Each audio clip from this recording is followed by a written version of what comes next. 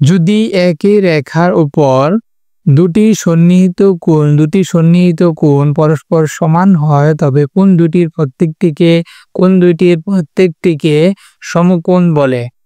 তাহলে একই রেখা এইখানে একই রেখা হচ্ছে বিসি একটি রেখা, একই রেখার উপর দুটি সন্নিহিত কোণ, এই যে এই কোণটি এবং এই কোণটি দুটি সন্নিহিত কোণ পরস্পর সমান, এটিও 90 ডিগ্রি, এটিও 90 ডিগ্রি। দুটি সন্নিহিত কোণ সমান হয়, এই দুটি কোণ হচ্ছে পরস্পর সমকোণ এবং সমকোণের বাহু দুটি পরস্পরের উপর লম্ব।